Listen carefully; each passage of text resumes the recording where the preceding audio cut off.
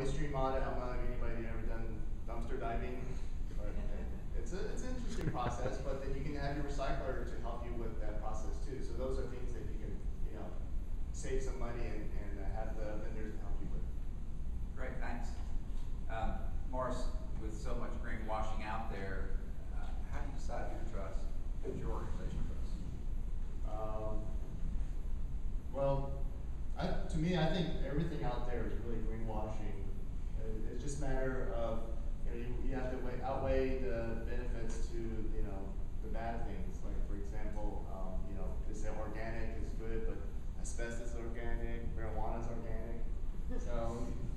So it's just a matter of, you look at you have to look at the benefits and say, okay, is this really what you're looking for? And then see, well, what is the bad things? You have to say, well, what's bad is not as, as bad as what I think it is. So. Great, thanks. A few questions for all.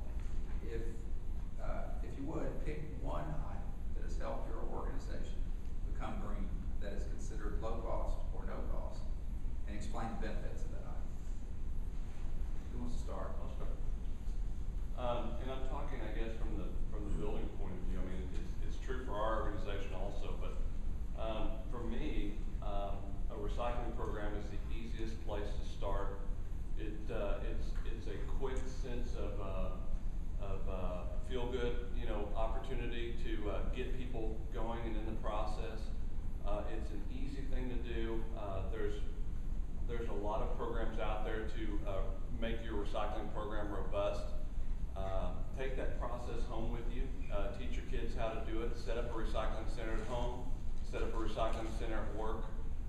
We've set. In January I moved to iOffice to take my consulting services there, and they didn't have a recycling program. That was the first thing we set up at iOffice was a recycling program, and it really starts to get people thinking about it, asking questions. I always talk about this, and hopefully this is what Morris was going to talk about, but when Morris was doing his LEED certification, he put recycling containers out in his lobby that were about waist high, and they were see-through, and they were for batteries. And the first thing that you did when you walked in that door was you saw these battery recycling, you knew immediately this was a green building. So, some of the other buildings that I've worked with, we've created recycling centers for the tenants. Get them involved, get the tenants involved, engage them, let them know what green opportunities buildings are providing, and engage them to help out with the process. Getting the tenants involved in the total LEED certification is what really helps you to be successful with that program. So let them know what you're doing. Morris? I believe metering, benchmarking, Energy Star, to be able to be green or to understand LEED, is you have to know where you're at right now. And so if you at least benchmark yourself at Energy Star, at least you know how far along that you need to go to get to your goal. So I believe that any of those type of benchmarking works. Great, thanks, Dave. There we go. Very good. Morris and I can tell we've been both through came up through the same ranks here, because benchmarking was my answer to this question too. You got to know where you're starting from. In year 2000, we used 31 million kilowatts at First City Tower. This year we're going to be closer to 20 million, and we have made a lot of changes. You learn to ask questions. If you go month to month and compare the prior year month and last month, why did we go up this month? Or why did we go down? What did we do? If we did this, will this help us lower our costs? And I think benchmarking is the place to start. It doesn't cost you any money. You just start focusing on the numbers. And I would think that at least for me, benchmarking has always been, it's the thing that keeps me motivated. You can go back and look at where you were and where you've come to and really see a tangible result in your efforts. And that's what keeps me going to the next level, too. So I would agree with that. To each of you, what project has produced the greatest return on investment in the shortest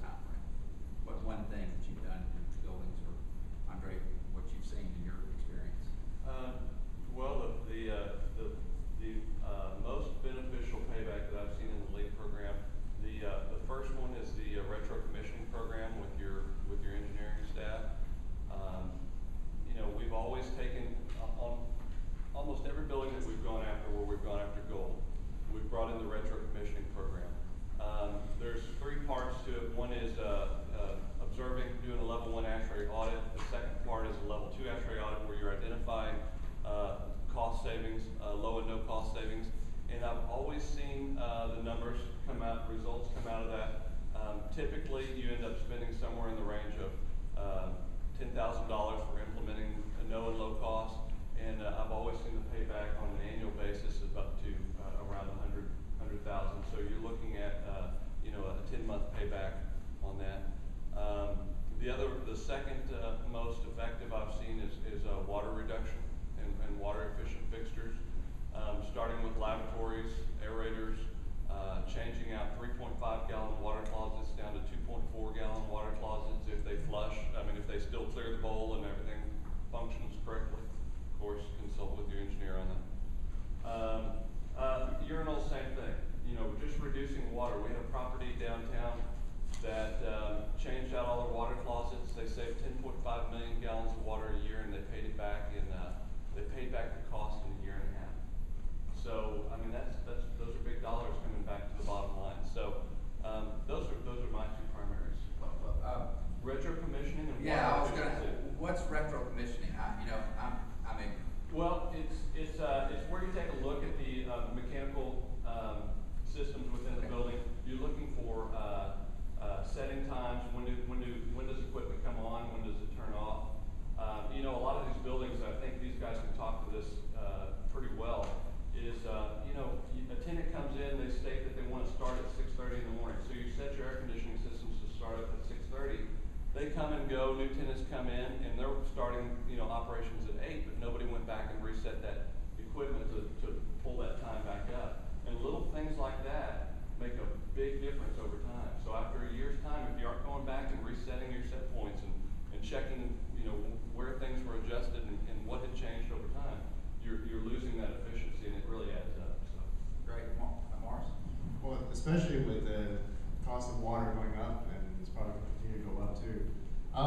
My greatest return on investments mainly has anything to do with lighting. If you have T12s, you convert to T8s. Usually I see 2 to 3 year payback easily.